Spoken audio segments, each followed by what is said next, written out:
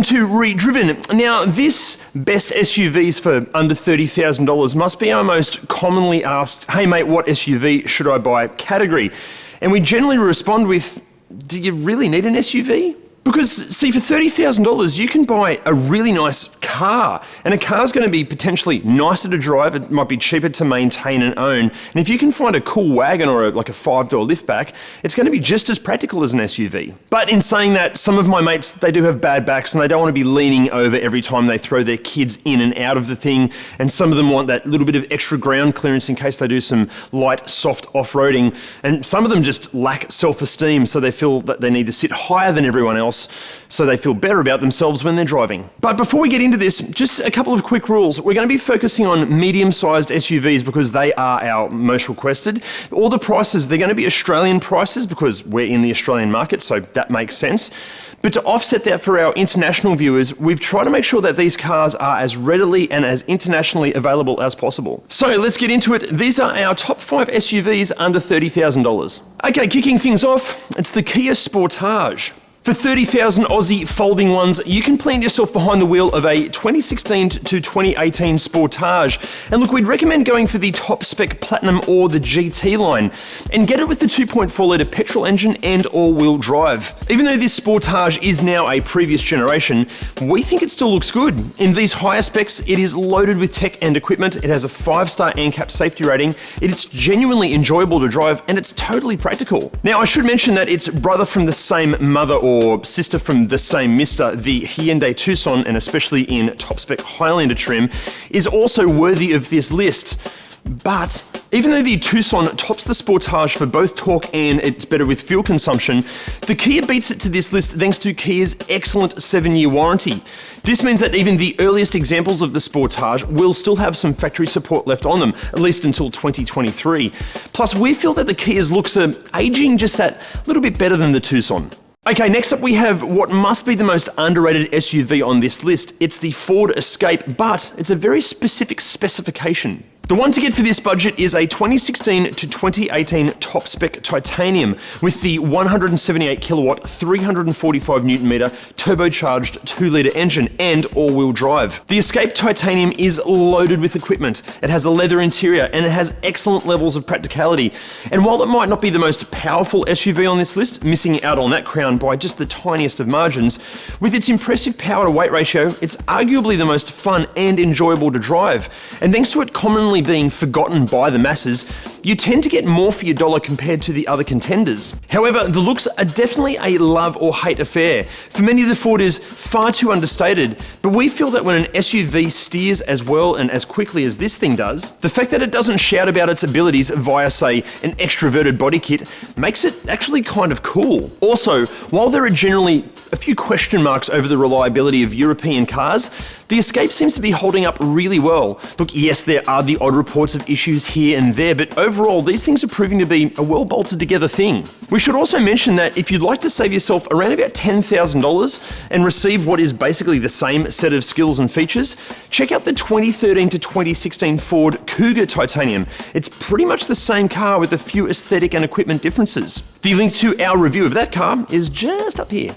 Okay, next up, it's the SUV that seems to be the go-to vehicle in this particular category, and with fair reason. It's the Toyota RAV4.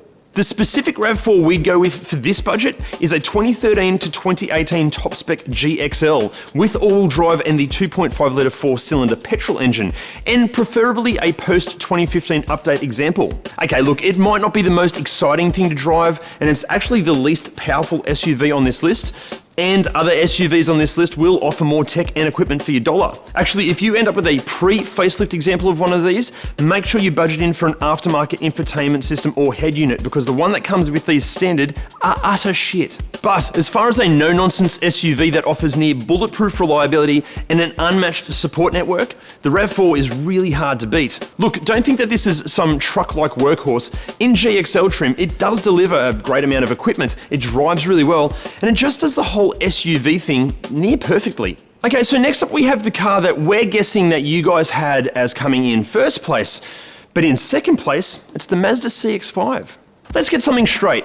Even though this isn't in first place, the CX5 is a bloody great thing. For this budget, you should be able to land yourself in a post-mid-cycle update Series 2 2015 to 2017 CX5 and in top spec Akira trim, and with the 2.5 litre 4-cylinder petrol engine powering all four wheels. The Akira will come loaded with a leather interior, a Bose sound system, loads of driver and safety tech, and Mazda's signature good looks and zoom driving experience. Plus, it's practical, it's proving to be really reliable, and we found that those that own these generally absolutely love them. So much so that Mazda has one of the highest rates of return customers amongst all car manufacturers. Surely that's a great sign that the CX5 is a very solid choice. Now guys, before we get to first place, I just want to say we love making this content. We just want to keep making heaps and heaps of car content for you. But to do that, we do need your support. So if you can you please hit those like, subscribe, and bell buttons if you're enjoying this video? And can you share the video and spread the ReDriven name as much as you can? Because the more you do of all that,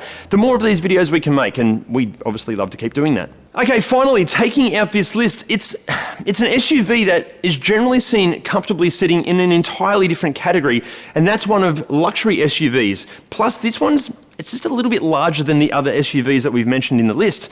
It's the Lexus RX. The specific Lexus models that we'd be going for are any of the 2012 to 2015 RX 350 variants. Personally, I'd go with an F Sport. Or if you want maximum fuel efficiency, get the 450H. Okay, look, yes, these Lexus models are just a little bit older than the other vehicles on this list, and therefore they may potentially have a few more kilometers on the clock.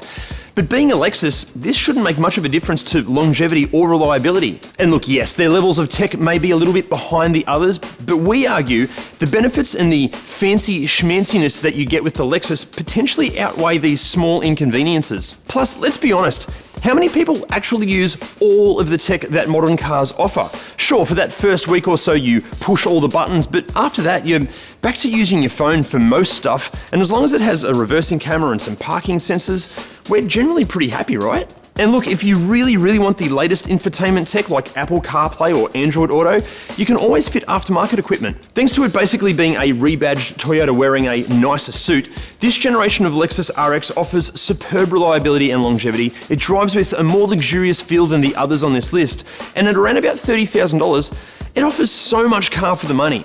Now, I should mention that even though this list is in numerical order, all of the SUVs on this list, when maintained properly, are very good. So which SUV lands in what place should be taken kind of loosely.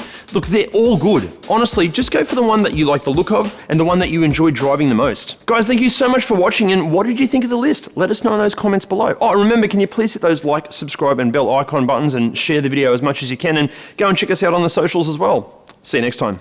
Sister from the same mister, what is it? Brother from the same mother, or mister from the sister from the same mister. Okay, next up we have this thing, that was, okay. Okay, next up it's the SUV that seems to be much of a difference at all to the longevity. So which SUV lands in what place should be taken kind of liberally. No, loosely, dickhead. Near bulletproof reliability and an unmatched... Something is fucking calling the phone, aren't they, during my voiceover? Someone answer it! This is killing batteries.